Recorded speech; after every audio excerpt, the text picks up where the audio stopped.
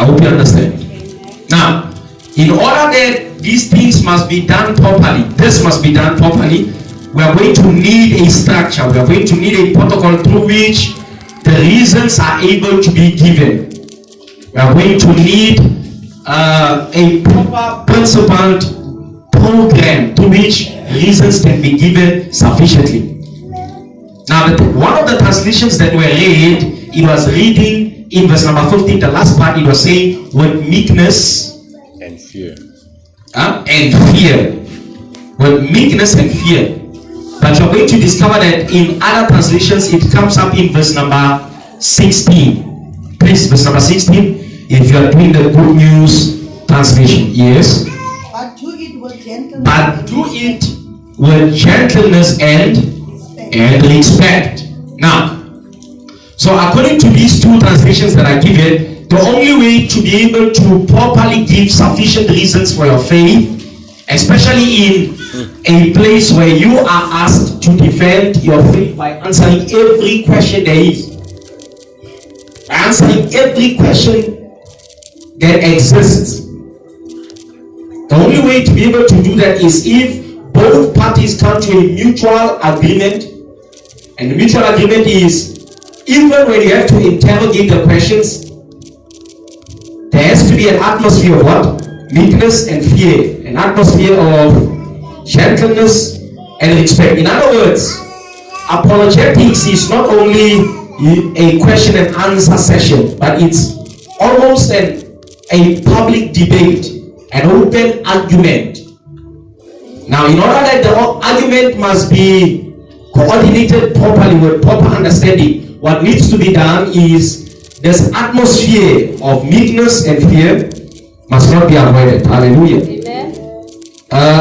And also, number two, when the open debate or the public argument happens, grounds have to be established that it remains an intellectual exchange.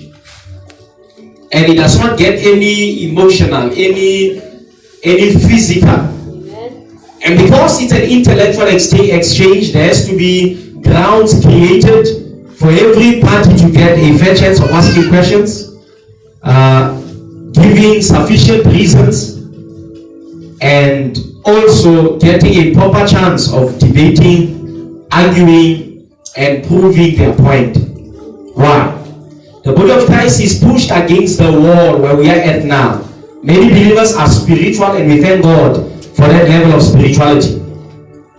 But what we may need in the season is, in order to appropriate Christ to the upcoming generation, you are going to need light, secular enlightenment. Amen. Now, the good thing about Christianity is not a religion of opinion. It's not a religion of theories and ideologies that are created. But it's actually something which is a historic fact. Which means it's part of the work of the scholar.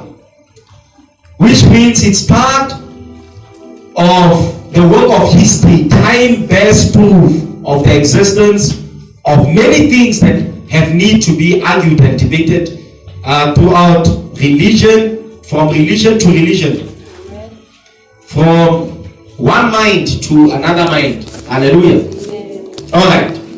One last thing is to ensure that the relationship between the parties that existed before the argument, before the debate, before the apologetic will not be affected. Should it be that one will win or one may seem to have more proof than the other in terms of proving their faith and their belief.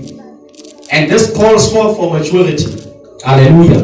This calls for people who are ready for maturity, and then they will be ready to engage the